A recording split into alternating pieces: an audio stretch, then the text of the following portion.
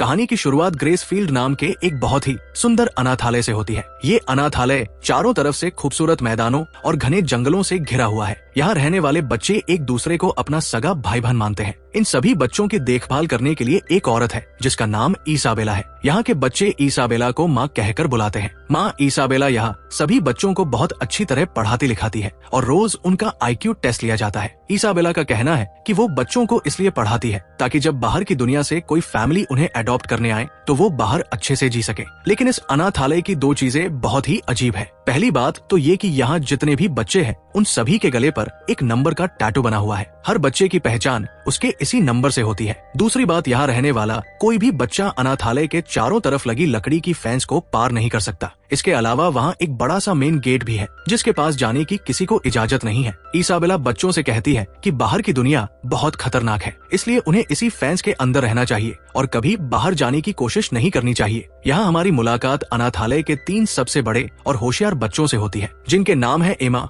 Norman और रे। दोपहर के समय ये सभी बच्चे मैदान में पकड़म पकड़ाई का गेम खेलते हैं। नॉर्मन अपने तेज दिमाग की वजह से जंगल में छिपे सभी बच्चों को बहुत आसानी से ढूंढ निकालता है, यहाँ तक कि वो सबसे फुर्तीली एमा को भी अपनी चाल में फंसाकर पकड़ लेता है। ये गेम असल में इन बच्चों की दिमागी और शारीरिक कसरत का एक हिस्सा है जिससे उनकी सोचने की क्षमता बढ़ती है। इसी बीच अनाथालय में एक खबर आती है कि कान नाम की एक 6 साल की छोटी बच्ची को एक फैमिली ने अडॉप्ट कर लिया है। रानी बहुत ही मासूम लड़की है जो हमेशा अपने हाथ में एक खरगोश का टेढ़ी बियर रखती है जिसे वो अपना सबसे अच्छा दोस्त मानती है। अनाथालय का नियम है कि जो बच्चा एक बार यहाँ से अडॉप्ट होकर चला जाता है वो कभी वापस नहीं आता। शाम को कानी की विदाई होती है। सभी बच्चे बहुत उदास होते हैं। कानी रोते हुए सबसे वादा करती है कि वो बाहर की दुनिया में जाकर सबको लेटर्स जरूर भेजेगी। लेकिन यहाँ नॉर्मन और रे सोचते हैं कि आज तक जितने भी बच्चे यहाँ से गए किसी ने भी कभी कोई लेटर नहीं भेजा। खैर, माँ ईसाबेला का हाथ पकड़कर उसे मेन गेट की तरफ ले जाती है। कहानी के जाने के थोड़ी देर बाद एमा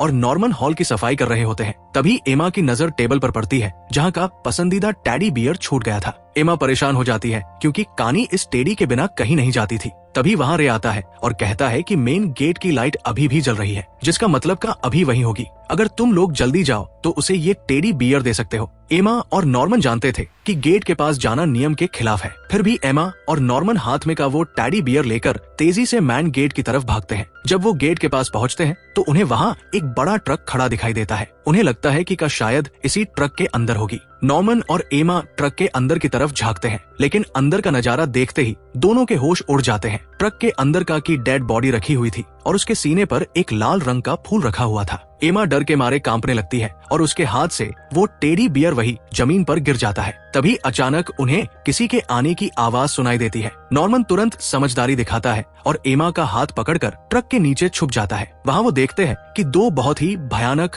और बड़े बड़े डीमंस आते हैं। वो दोनों राक्षस कानी की बॉडी को ट्रक से निकालकर एक पानी से भरे कैप्सूल में डाल देते हैं। वहाँ वो राक्षस आपस में बात कर रहे होते हैं कि इस जगह के इंसानों का मीट बहुत ही अच्छी क्वालिटी का होता है और इन बच्चों को सिर्फ हमारे खाने के लिए ही यहाँ पाला जाता है। उनकी बातें सुनकर एमा और नॉर्मन को पूरा सच समझ में आ जाता है कि उनका ये अनाथालय असल में कोई अच्छी जगह नहीं बल्कि इंसानों का एक फार्म है जहाँ सभी बच्चों को डीमंस का खाना बनाने के लिए रखा गया है। तभी वहाँ माँ इसाबेला आ जाती है। वो उन राक्षसों से बहुत ही नॉर्मली बात करती है और वादा करती है कि अगली बार वो उनके लिए और भी इंटेलिजेंट बच्चा तैयार रखेगी, क्योंकि राक्षसों के यहाँ इंटेलिजेंट बच्चों का मीट सबसे बेस्ट माना जाता है। इसी बीच एक राक्षस को हवा में बच्चे की खुशबू आ जाती है। वो नीचे चेक करता है तो उसे जमीन पर गिरा का टेडी बियर मिलता है। राक्षस उसे उठाकर इसाबेला को दे देता है। इसाबेला टेडी को देखकर समझ जाती है कि कोई बच्चा यहाँ आया था। हालांकि एमा और नॉर्मन राक्षस के देखने से पहले ही वहाँ से भागकर सीधे जंगल में पहुँच जाते हैं। जंगल में एमा बैठकर रोने लगती है। उसे यकीन नहीं हो रहा था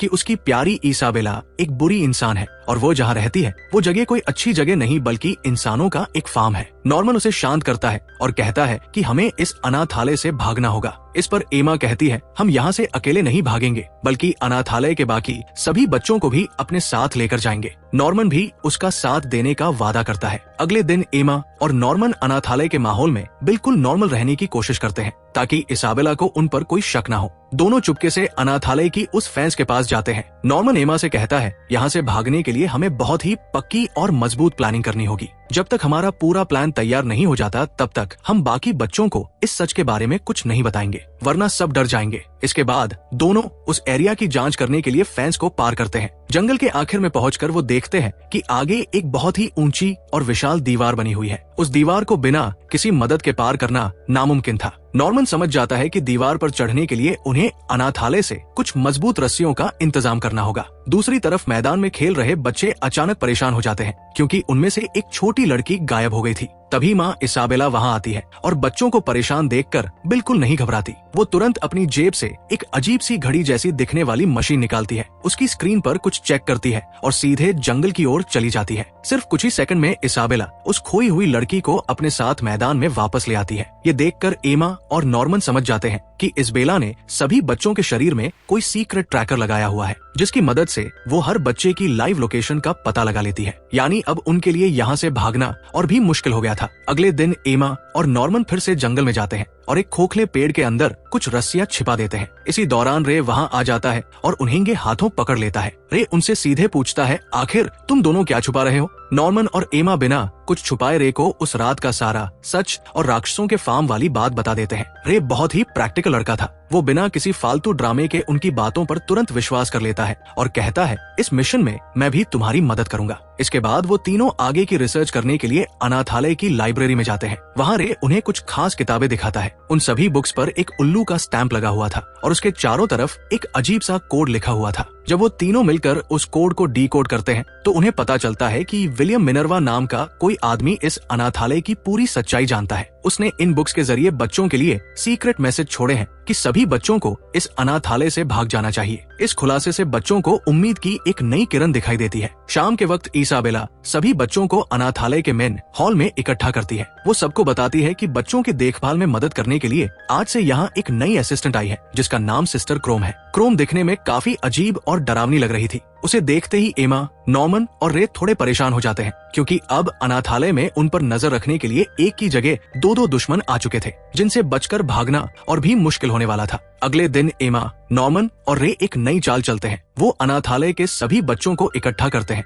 और जंगल में पकड़म पकड़ाई का गेम खेलने लगते हैं। लेकिन इस बार ये तीनों इस गेम के जरिए बाकी बच्चों को छिपना और अपनी जान बचाकर भागना सिखा रहे थे, ताकि भागने वाले दिन बच्चे पैनिक ना हो। उसी रात एमा, नॉर्मन और रे चुपके से मिलते हैं। नॉर्मन कहता है कि आज गेम के दौरान मैंने एक बात नोटिस की, हम जो भी प्लानिंग कर रहे हैं उसकी भनक इसाबेला को पहले ही लग जाती है। इसका मतलब साफ है कि इन बच्चों के बीच ही कोई ऐसा बच्चा है जो इसाबेला का जासूस है और हमारी हर एक हरकत की रिपोर्ट इसाबेला को दे रहा है। जासूस का पता लगाने के लिए नॉर्मन एक तगड़ा प्लान बनाता है। वो अपनी ही उम्र के दो और बच्चों डॉन और गिल्डा को टीम में शामिल करने का फैसला करता है, जिस पर उन्हें शक था। जब नॉर्मन और एमा उन दोनों को अनाथालय और राक्षसों का सच बताते हैं तो डॉन को उनकी बातों पर बिल्कुल विश्वास नहीं होता। तब एमा डॉन को रोते हुए कहती है कि हम झूठ नहीं बोल रहे हैं, कानी अब इस दुनिया में नहीं है। एमा की सच्चाई देखकर गिल्डा को उनकी बातों पर पूरा भरोसा हो जाता है क्योंकि वह जानती थी कि एमा बच्चों से कितना प्यार करती है। इसके बाद डॉन भी मान जाता है। अब जासूस कोंगे हाथों पकड़ने के लिए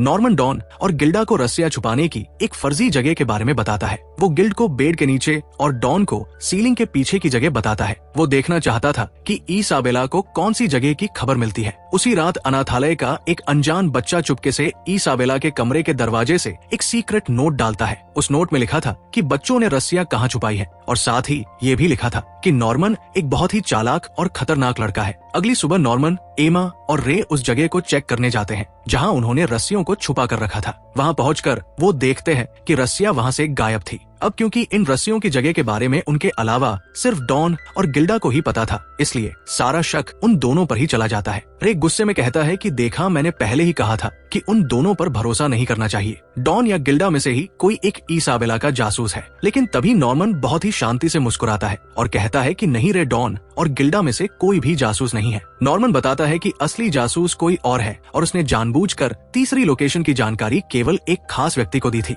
ये सुनकर रे चौंक जाता है। नॉर्मन धीरे से उसकी तरफ देखकर कहता है कि असली जासूस तुम हो। रे चुप हो जाता है और सच्चाई स्वीकार कर लेता है कि वो शुरू से इसाबेला के लिए काम कर रहा था क्योंकि वो अपनी जान बचाना चाहता था और अकेले भाग नहीं सकता था। रे आगे बताता है कि खुद को जिंदा रखने के लिए मैंने इसाबेला के सामने एक सौदा रखा। मैंने उससे कहा कि मैं बच्चों के बीच रहकर उसके लिए जासूसी करूंगा और बदले में वो मेरे अडॉप्शन का टाइम बढ़ा देगी। रे कहता है कि मैं यहाँ से अकेले बाहर नहीं भाग सकता था, मुझे तुम दोनों की जरूरत थी, इसीलिए मैंने खुद जानबूझकर कान के उस टेडी बियर को टेबल पर छोड़ा था और तुम्हें हिंट दिया था कि मेन गेट की लाइट चालू है। मैं चाहता था कि तुम और एमा वहाँ जाओ और अपनी आंखों से फार्म का सच देख सको ताकि तुम भागने का प्लान बनाओ और मैं तुम्हारे साथ यहाँ से निकल सकूं। रे की ये पूरी सच्चाई सुनकर नॉर्मन और एमा को बड़ा झटका लगता है, लेकिन वो जानते थे कि रे दिल का बुरा नहीं है, वो बस खुद को बचाना चाहता था। एमा रे से कहती है कि भले ही तुमने जो किया वो गलत था, लेकिन हम आज भी तुम पर पूरा भरोसा करते हैं। इसके बाद वो दोनों रे को अपनी टीम से बाहर निकालने के बजाय उसे एक डबल स्पाई बना देते हैं। यानी अब रे इसाबेला के सामने नाटक तो जासूसी का करेगा,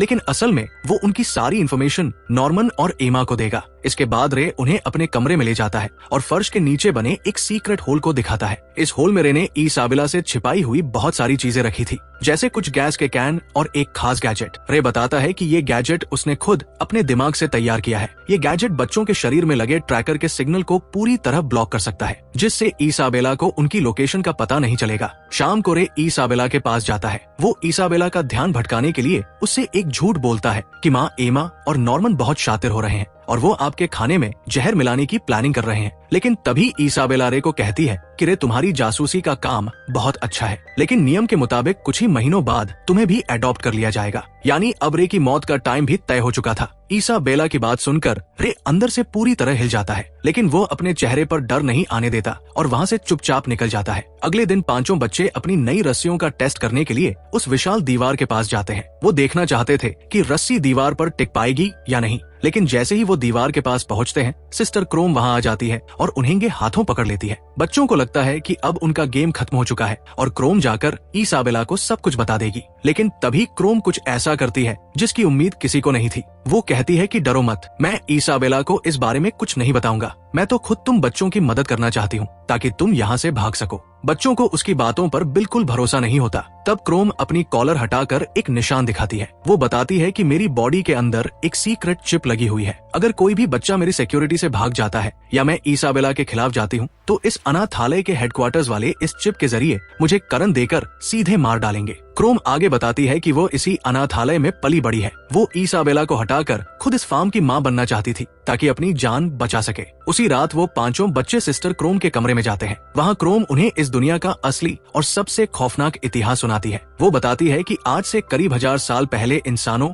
और डीमंस के बीच एक बहुत ही भयानक युद्ध शुरू हुआ था, जिसमें दोनों तरफ के लाखों लोग मारे गए थे। इस तबाही को रोकने के लिए दोनों ग्रुप्स के बीच एक समझौता हुआ, जिसका नाम रखा गया विद प्रॉमिस। इस प्रॉमिस के मुताबिक इंसानों और राक्षसों ने अपनी दुनिया को 2 अलग अलग हिस्सों में बांट लिया। राक्षसों ने वादा किया कि वो अब इंसानों की दुनिया में जाकर उन पर हमला नहीं करेंगे, लेकिन इस शांति के बदले में इंसानों को एक बहुत ही क्रूर शर्त माननी पड़ी। शर्त यह थी कि राक्षसों को खाने के लिए इंसानी बच्चों की सप्लाई दी जाएगी। इसी शर्त को पूरा करने के लिए इस दुनिया में ग्रेसफील्ड जैसे कई सीक्रेट फार्म्स बनाए गए, जहां अनाथ बच्चों को बहुत अच्छे माहौल में पाला पोसा जाता है। क्रोम आगे बताती है कि राक्षसों को जितना ज्यादा इंटेलिजेंट बच्चा खाने को मिलता है, उनका दिमाग उतना ही ज्यादा समझदार और ताकतवर होता जाता है। अगर वो इंसानी दिमाग नहीं खाएंगे तो वो जानवरों जैसे जंगली बन जाएंगे। इसी वजह से इसाबेला बच्चों को इतना ज्यादा पढ़ाती है और उनका रोज IQ टेस्ट लेती है। इसी बातचीत के दौरान बच्चे क्रोम से उनके कानों में लगे ट्रैकर के बारे में पूछते हैं। क्रोम बताती है कि सभी बच्चों के कानों के पीछे एक बहुत ही छोटा ट्रैकर लगाया गया है, जिससे इसाबेला अपनी घड़ी में सबकी लोकेशन देख सकती है। अब क्योंकि रे पहले ही इस ट्रैकर को ब्लॉक करने का गैजेट बना चुका था,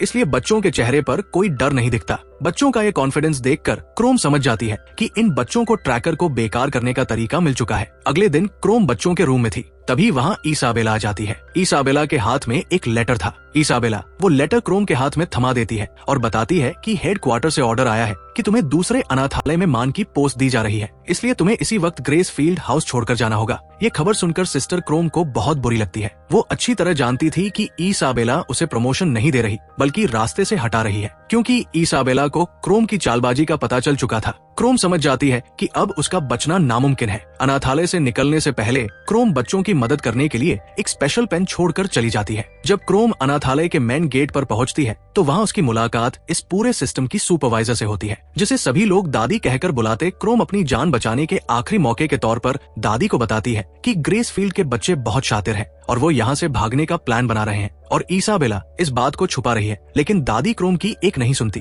दादी कहती है कि इसाबेला मेरा सबसे पसंदीदा है और वो बच्चों को कभी भागने नहीं देगी। तभी अंधेरे कॉरिडोर से एक बहुत ही भयानक और बड़ा राक्षस बाहर निकलता है। क्रोम डर के मारे चिल्लाने लगती है, लेकिन दादी के इशारे पर वो राक्षस क्रोम पर हमला कर देता है और उसे वहीं मार डालता है। सिस्टर क्रोम के जाने के बाद एमा और नॉर्मन बिना वक्त गंवाए अपनी प्लानिंग के अगले हिस्से पर काम करना शुरू कर देते हैं। वह दोनों चुपके से उस विशाल दीवार की तरफ जाते हैं ताकि उस पर चढ़कर बाहर की दुनिया का रास्ता देख सके। दूसरी तरफ रे अनाथालय के अंदर ही रुकता है और इसाबेला को अपनी बातों में उलझा कर रखता है ताकि उसका ध्यान दीवार की तरफ ना जाए। लेकिन इसाबेला इन बच्चों से कहीं ज्यादा चालाक थी। उसे रे की बातों पर पहले से ही शक था, इसलिए वो रे की किसी भी बात में नहीं आती और उसे एक खाली कमरे में लॉक कर देती है। फिर इस बेला सीधे जंगल की तरफ बढ़ जाती है। कमरे में बंद रे को बचाने के लिए वहाँ डॉन आ जाता है। डॉन जल्दी से उस कमरे का लॉक तोड़कर रे को बाहर निकालता है। आजाद होते ही रे और डॉन दीवार की तरफ भागते हैं ताकि एमा और नॉर्मन को अलर्ट कर सके, लेकिन तब तक बहुत देर हो चुकी थी। इसाबेला सीधे उस दीवार के पास पहुंच जाती है और उन दोनों को डांटने लगती है। इसाबेला कहती है कि मैंने तुम्हें इस अनाथालय में वो सब कुछ दिया जिसकी तुम्हें जरूरत थी, अच्छा खाना, अच्छे कपड़े, ढेर सारा प्यार और एक महफूज जिंदगी, फिर भी तुम लोगों ने अनाथालय के सबसे बड़े रूल को तोड़ने की कोशिश की। तभी एमा दौड़कर इसाबेला को पीछे से कसकर पकड़ लेती है ताकि इसाबेला हिल ना सके। एमा चिल्लाकर नॉर्मन से कहती है कि नॉर्मन तुम रुकना मत, जल्दी से दीवार के ऊपर चढ़ जाओ और यहाँ से भाग जाओ। लेकिन इसाबेला की ताकत एमा की सोच से कहीं ज्यादा थी। वो पलक झपकते ही खुद को एमा की पकड़ से छुड़ाती है और गुस्से में एमा का पैर इतनी बेरमी से मरोड़ती है कि उसका पैर वही टूट जाता है। एमा दर्द के मारे जमीन पर गिरकर चीखने लगती है। एमा की ये हालत देखकर नॉर्मन के कदम वही रुक जाते हैं। वो एमा को इस दर्दनाक हालत में छोड़कर अकेले भागने से साफ इनकार कर देता है। इसाबेला मुस्कुराती है और कहती है कि तुमने बिल्कुल सही फैसला किया, जिसके बाद वो बताती है कि हेडक्वार्टर से ऑर्डर आ चुका है। कल नॉर्मन का अडॉप्शन होने वाला है,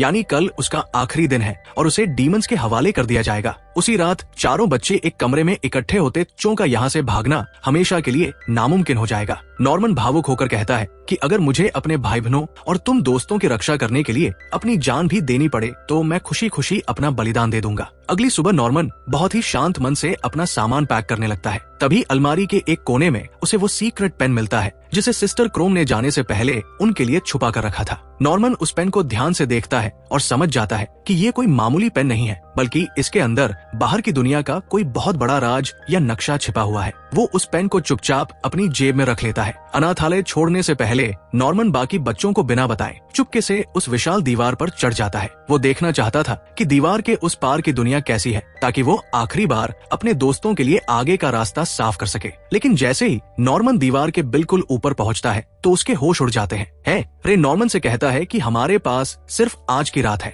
हम कल सुबह ही तुम्हारे पैर में चोट लगने का नाटक करेंगे या तुम्हें अनाथालय के अंदर ही कहीं छुपा देंगे, जिससे आपका शिपमेंट रुक जाएगा। लेकिन नॉर्मन उनके इस प्लान के लिए साफ मना कर देता है। वो कहता है कि अगर मैं यहाँ से भागने की कोशिश करूंगा या छुपूंगा तो इसाबेला पूरे अनाथालय को हाई अलर्ट पर डाल देगी, वो सुरक्षा और ज्यादा कड़ी कर देगी। जिसके बाद बाकीबा दीवार के दूसरी तरफ कोई जमीन या रास्ता नहीं था, बल्कि एक बहुत ही गहरी और विशाल खाई बनी हुई थी। उस खाई की गहराई इतनी ज्यादा थी कि अगर कोई वहाँ से नीचे गिरे तो उसका बचना नामुमकिन था। नॉर्मन समझ जाता है कि इस खाई को पार करने का सिर्फ एक ही तरीका है, उन्हें इस खाई के ऊपर बना कोई पुल खोजना होगा जो सीधे राक्षसों की दुनिया से बाहर ले जाता हो। नॉर्मन तुरंत दीवार से नीचे उतरकर अनाथालय वापस आता है। वो बिना किसी को भनक लगे एक कागज के टुकड़े पर उस खाई का पूरा नक्शा और ड्राइंग बनाता है। वो उस नक्शे में लिखता है कि दीवार के पार गहरी खाई है, इसलिए तुम लोग सीधे कूदने की गलती मत करना। तुम्हें खाई को पार करने के लिए उस पुल को खोजना होगा जो इस आबेला के कंट्रोल रूम के पास से जाता है। नॉर्मन उस नक्शे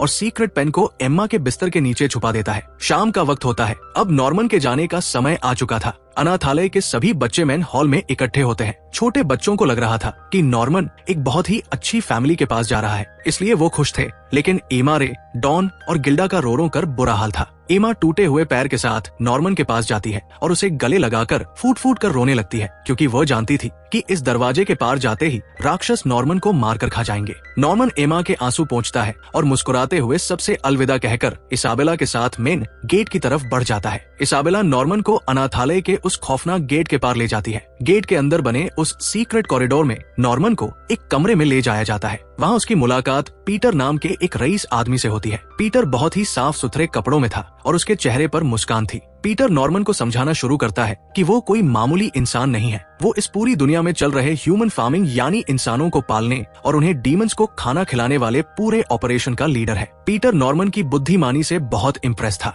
इसलिए वो उसे इस अनाथालय और बाहर की दुनिया के समझौतों के बारे में सारी चीजें डिटेल में बताने लगता है। नॉर्मन बहुत ही शांत होकर पीटर की आंखों में देखता है। वो कहता है कि तुम्हें मुझे ये सब चीजें डिटेल में बताने की कोई जरूरत नहीं है। मैं अच्छी तरह जानता हूँ कि यहाँ मेरे साथ क्या होने वाला है और मैं यहाँ अपनी मर्जी से अपने दोस्तों को बचाने के लिए आया हूँ। पीटर उसकी ये हिम्मत देखकर हैरान रह जाता है, लेकिन नियम तो नियम थे। तभी कमरे के पीछे से एक बहुत ही खौफनाक और बड़ा डीमन बाहर निकलता है और नॉर्मन की तरफ बढ़ता है और उसे वही खत्म कर देता है। दूसरी तरफ अनाथालय के अंदर एमा का रो रो कर बुरा हाल था। नॉर्मन के जाने के गम में वो पूरी तरह टूट चुकी थी और अपने टूटे हुए पैर की वजह से वो बेड से हिल भी नहीं पा रही थी। इसी बीच इसाबेला एमा के कमरे में आती है और बहुत ही प्यार से उसका सिर सहलाते हुए कहती है कि एमा, तुम इस अनाथालय की सबसे होशियार लड़की हो। मैं तुम्हारी तकलीफ समझ सकती हूँ, लेकिन अब तुम्हें सच को स्वीकार कर लेना चाहिए। फिर इसाबेला कहती है, मैं चाहती हूँ कि तुम इस अनाथालय की अगली माँ बनने की ट्रेनिंग शुरू कर दो। अगर तुम मेरी बात मान लेती हो तो तुम डीमंस का खाना बनने से बच जाओगी और एक बहुत ही आलीशान और महफूज जिंदगी जी सकोगी। इसाबेला की ये बात सुनकर एमा अंदर से पूरी तरह से हर जाती है। उसे समझ आता है कि माँ इसाबेला उसे भी अपने जैसा एक कसाई बनाना चाहती है, जो खुद बच्चों को मौत के मुंह में धकेलती है। दूसरी तरफ रे भी बहुत दुखी था। नॉर्मन उसका सबसे अच्छा दोस्त था और अब वो इस दुनिया में नहीं है। नॉर्मन के जाने के गम में वो दिन भर चुपचाप एक कोने में बैठा रहता और किसी से बात भी नहीं करता। तभी एक शाम इसाबेला रे के पास जाती है और उसके चेहरे की उदासी को देखकर मुस्कुराती है। वो रे को कहती है कि रे, तुम्हारा जासूसी का काम अब खत्म हो चुका है, क्योंकि अडॉप्शन के लिए अगला नंबर तुम्हारा ही है। कुछ ही दिनों में तुम्हारा शिपमेंट होने वाला है, इसलिए अपनी मौत के लिए तैयार हो जाओ। लेकिन ये सुनकर रे के चेहरे पर कोई डर नहीं आता, बल्कि उसकी आंखों में एक अजीब सी चमक आ जाती है। उसने मन ही मन कुछ ऐसा तय कर लिया था जो पूरे अनाथालय को हिलाकर रख देने वाला था। आखिरकार कुछ दिनों बाद वो रात आ ही जाती है जो रे की अनाथालय में आखिरी रात होने वाली थी। रात के सन्नाटे में रे अनाथालय के डाइनिंग हॉल में अकेला बैठा हुआ था। तभी वहाँ एमा आती है। एमा का पैर अब काफी हद तक ठीक हो चुका था। एमा रे के पास जाकर कहती है कि रे, हमारे पास अब भी मौका है, हम यहाँ से भाग सकते हैं। मेरे पास यहाँ से भागने का एक बहुत ही बेहतरीन प्लान है। लेकिन रे उसकी बात को बीच में ही काट देता है और कहता है कि एमा, अब बहुत देर हो चुकी है। नॉर्मन के जाने के बाद मैंने भागने की सारी उम्मीदें छोड़ दी है, लेकिन मैं इन डीमंस का खाना बनकर अपनी जिंदगी खत्म नहीं करूंगा। मैंने अपने लिए एक अलग ही प्लान तैयार किया है। इससे पहले कि एमा कुछ समझ पाती रे माचिस की तीली जलाकर खुद के कपड़ों पर फेंक देता है। देखते ही देखते आग की ऊंची ऊंची लपटें रे को अपनी चपेट में ले लेती है और पूरे कमरे में धुआं फैलने लगता है। एमा ये खौफनाक नजारा देखकर बुरी तरह चिल्लाने लगती है। आग की लपटों और एमा के रोने की आवाज सुनकर इसाबेला पागलों की तरह दौड़ती हुई डाइनिंग हॉल की तरफ आती है। जैसे ही वो कमरे का नजारा देखती है, उसके होश उड़ जाते हैं। पूरा कमरा आग की चपेट में था। एमा रोते हुए कहती है कि माँ देखो, रे ने खुद को आग लगा ली, वो इस आग के अंदर है। इसाबेला बुरी तरह घबरा जाती है। वो तुरंत अपनी जेब से वो घड़ी जैसी मशीन निकालती है ताकि रे के ट्रैकर की लोकेशन देख सके। स्क्रीन पर रे का सिग्नल उसी आग के ठीक बीचों बीच दिखाई दे रहा था। इसाबेला को पक्का यकीन हो जाता है कि रे आग के अंदर ही जल रहा है। इसाबेला बिना कोई वक्त गंवाए कमरे में रखी आग बुझाने वाली गैस उठाती है और पागलों की तरह आग को काबू करने में लग जाती है। लेकिन जैसे ही इसाबेला का ध्यान आग बुझाने पर जाता है, एमा चुपके से वहाँ से गायब हो जाती है। जब इसाबेला पीछे मुड़ती है तो देखती है कि एमा वहाँ नहीं थी। सिर्फ इतना ही नहीं, जब वो फर्श को ध्यान से देखती है तो उसे वहाँ खून की कुछ बूंदें और एक कटी हुई इंसानी खाल का टुकड़ा दिखाई देता है। ये देखते ही इसाबेला को समझ आ जाती है कि बच्चों ने उसके साथ धोखा किया है। अब इसाबेला को समझ आ चुका था कि रे मरा नहीं है, बल्कि ये सब उसे चकमा देने के लिए किया गया था। यहाँ कहानी में एक फ्लैशबैक दिखाया जाता है। असल में जब नॉर्मन इस अनाथालय से विदा हुआ था तो उसने जाने से पहले एमा के लिए बिस्तर के नीचे जो नक्शा और सीक्रेट नोट छोड़ा था, उसमें एक बहुत ही पक्की प्लानिंग लिखी हुई थी। नॉर्मन जानता था कि रे खुद को आग लगाने की सोच रहा है, इसलिए नॉर्मन ने नोट में एमा को समझाया था कि रे की इस जिद को ही हमें अपना सबसे बड़ा हथियार बनाना होगा। नॉर्मन के जाने के बाद एमा ने वो सीक्रेट नोट चुपके से डॉन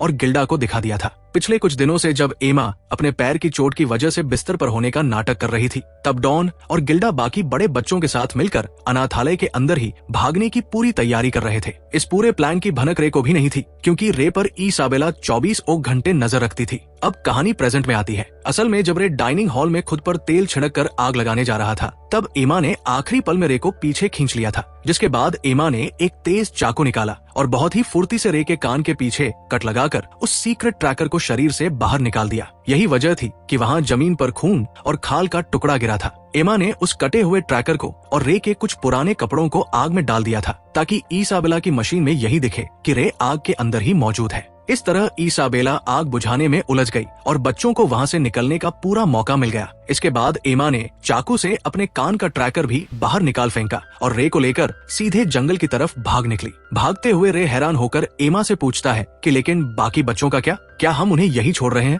तब एमा मुस्कुराते हुए कहती है कि नहीं रे, डॉन और गिल्डा ने पहले ही सभी बड़े बच्चों के ट्रैकर निकाल दिए हैं और वो सब दीवार की तरफ बढ़ चुके हैं, लेकिन हम 4 साल से छोटे बच्चों को अपने साथ नहीं ले जा रहे हैं, क्योंकि वो इतनी गहरी खाई को पार नहीं कर पाएंगे। मैंने अनाथालय के सबसे समझदार छोटे बच्चे फील को पूरा सच बता दिया है और उससे वादा किया है कि हम 2 साल के अंदर वापस आएंगे और उन सभी छोटे बच्चों को यहाँ से छुड़ा कर ले जाएंगे। इधर इसाबेला लालटेन उठाती है और अकेले ही रात के अंधेरे में बच्चों का पीछा करने के लिए जंगल की तरफ दौड़ पड़ती है। इधर सभी बच्चों के कानों से ट्रैकर निकाले जा चुके थे, इसलिए अब वो पूरी तरह आजाद होकर बिना किसी सुराग के आगे बढ़ रहे थे। कुछ ही देर में सभी बच्चे दौड़ते हुए उस ऊंची दीवार के पास पहुंचकर रस्सियों के सहारे ऊपर चढ़ जाते हैं, लेकिन जैसे ही वो दीवार के नीचे देखते हैं, बाकी बच्चों के होश उड़ जाते हैं। नॉर्मन ने अपने नक्शे में जो लिखा था वो बिल्कुल सच था। दीवार के ठीक दूसरी तरफ एक बहुत ही गहरी और भयानक खाई बनी हुई थी, जिसकी चौड़ाई बहुत ज्यादा थी। इतनी गहरी खाई को कूद कर पार करना किसी भी बच्चे के लिए बिल्कुल नामुमकिन था,